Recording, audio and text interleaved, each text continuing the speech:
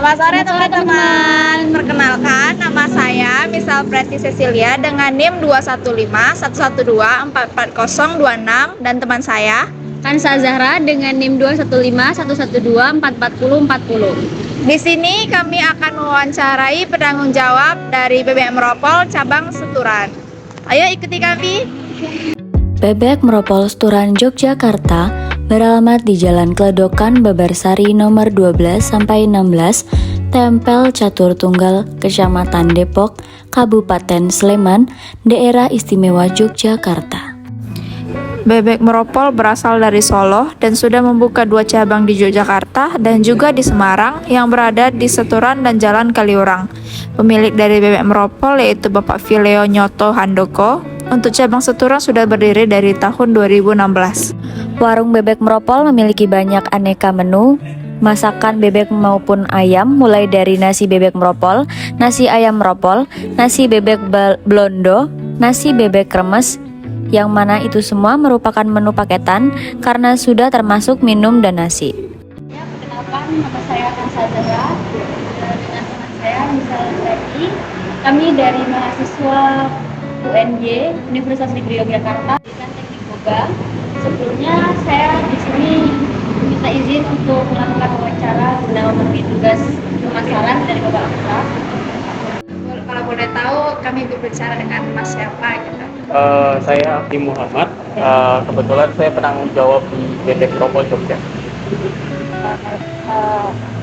Saya nih pengen bertanya tentang mata kuliah pemasaran ini. Menurut Mas, apa yang menjadi keunggulan dari Bebek Meropol ini? Kalau keunggulan dari Bebek Meropol, jadi kita ini salah satu makanan unik yang mulainya itu dari Solo. Jadi pusatnya kita di Solo. Untuk cabang di Jogja ini adalah cabang terakhir. Untuk saat ini Jogja adalah cabang terakhir karena kita di Solo punya 5, Semarang punya 2, Jogja punya 2. Untuk Jogja pertama itu ada di Jakal, Jalan Kaliurang kilometer 6, dan yang keduanya di Seturan. Dan kemungkinan akan ada banyak bebek meropol lagi di Jogja. Ya, pemiliknya itu adalah kita biasa nyebutnya Leo. Jadi dia adalah Fileo Nyoto Handoko. Kebetulan dia juga direktur dari MLB Group. Jadi kita punya grup nih, gitu kan. Jadi nggak selain Bebek Meropol, kita juga ada Rumah Kremes Malioboro. Itu pusatnya di Solo, juga ada snacknya juga. Kalau boleh tahu sejarah didirikannya Bebek Meropol ini tuh apa gitu? Sejarah Bebek Meropol. Kalau yang setahu saya, jadi ownernya ini memang luar biasa sekali owner kita gitu kan. Jadi dia mau menciptakan bagaimana konsep restoran itu dibawa ke kaki lima. Makanya namanya kuliner kita ini namanya street food, di mana harganya kaki lima tapi seluruh bahan baku dan standarisasinya itu punya restoran.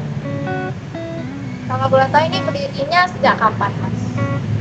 Kalau Di Solo dan di Jogja. salah 2016 atau 2014, saya lupa sih. Kalau menurut Mas, ada nggak faktor yang menjadi hambatan berkembangnya Bebek Meropol ini? Mungkin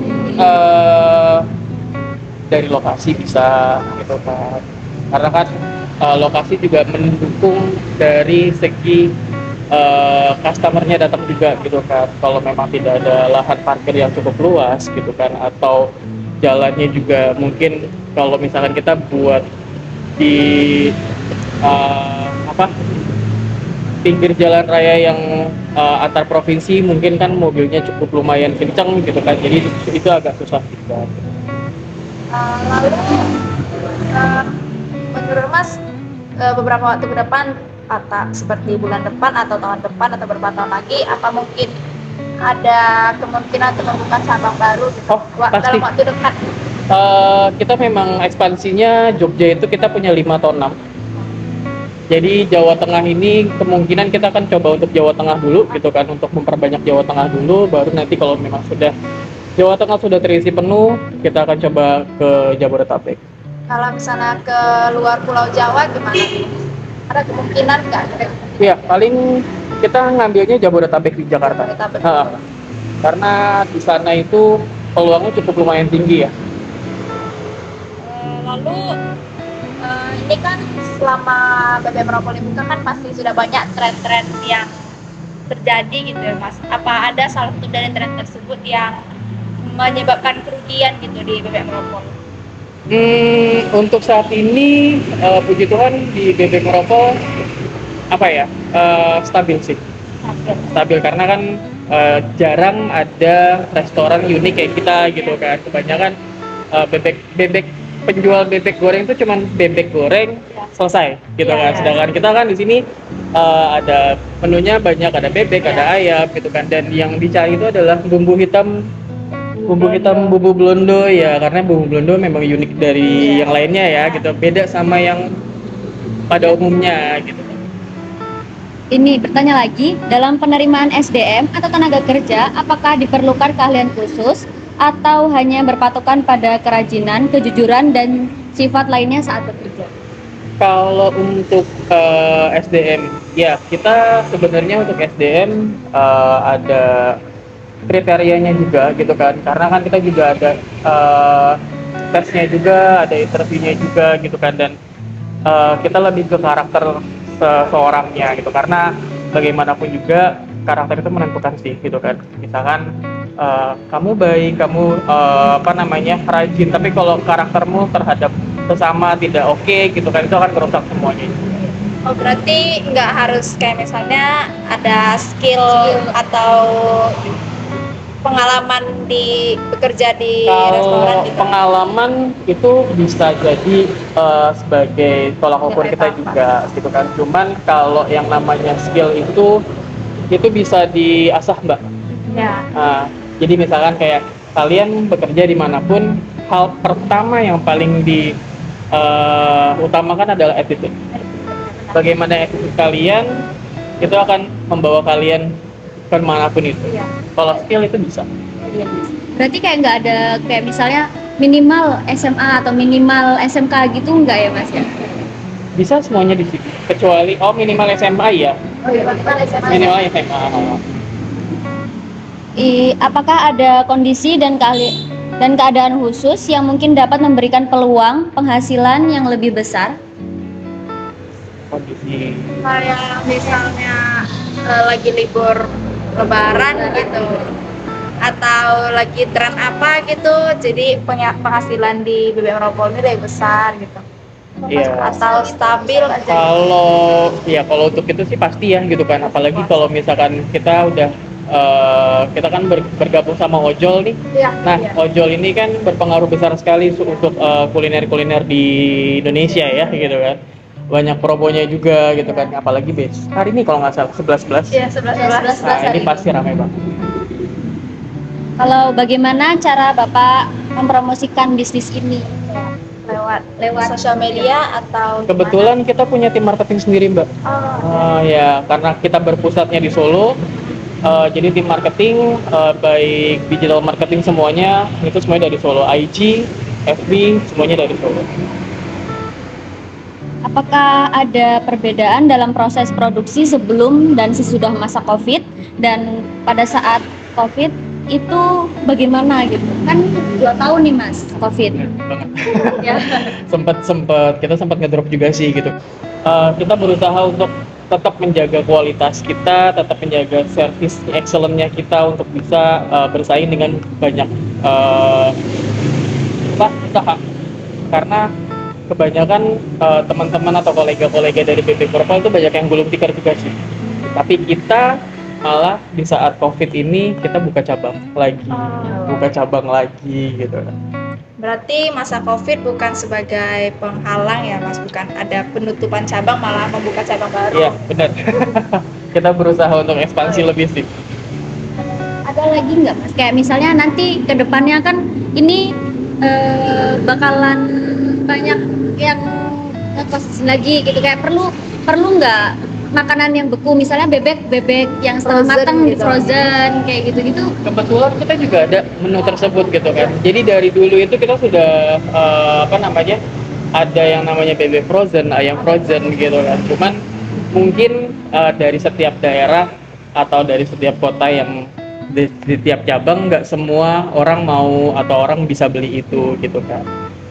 Kalau menurut Mas sendiri, apa nih yang kurang di Bebek Meropol cabang Seturan ini yang mungkin harus ditingkatkan agar bisa mendapat pelanggan baru gitu?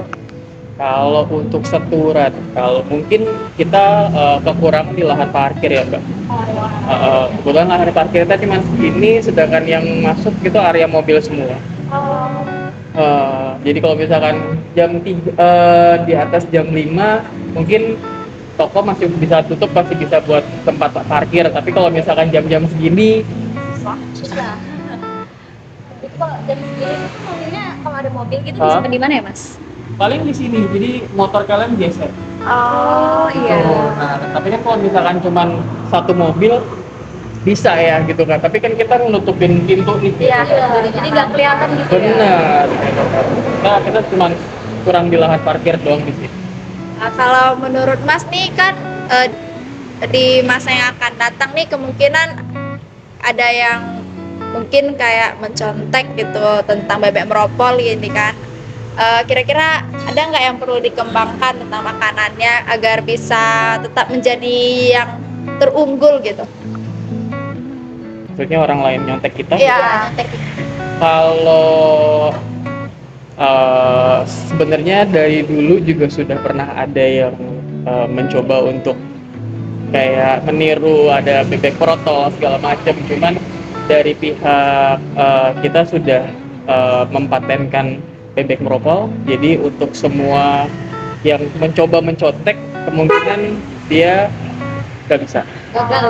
Iya, karena dulu pernah ada di daerah mana gitu kan bebek merotol, produknya sama, semuanya sama gitu kan. Bahkan ada yang ngambil foto-foto produk kita gitu kan. Tapi itu udah selesai, sudah diurus semuanya, karena memang ini brand kita, sudah punya kita juga gitu kan. Jadi nggak bisa disalahgunakan lagi. Iya. Segitu aja mungkin pertanyaan dari kami Mas. Mohon maaf jika ada kesalahan dari kami. Semoga kedepannya Bebek Meropol ini semakin berjaya, semakin sukses, semakin bisa membuka cabang di luar Jawa, dalam Jawa. Jadi untuk kesimpulan wawancara hari ini yaitu pemilihan lokasi untuk Bebek Meropol cabang Yogyakarta Jalan Seturan masih kurang baik. Untuk lokasi pemasaran sudah strategis, hanya saja mereka kekurangan lokasi untuk tempat parkir kendaraan. Bebek Meropol juga sudah menerapkan moto yang diterapkan, yaitu enak tidak harus mahal, karena di sini mereka menjual produk dengan kualitas restoran tetapi harga kaki lima. Pemasaran yang dilakukan sudah baik karena mereka sudah bekerja sama dengan ojek online seperti GoFood, GrabFood, dan ShopeeFood. Semoga kedepannya Bebek Meropol dapat meningkatkan kualitas makanan dan penjualannya sehingga mereka dapat membuka cabang-cabang baru di seluruh Indonesia. Sekian dari wawancara kami hari ini. Jika ada kesalahan, mohon dimaafkan. Terima kasih. Selamat sore.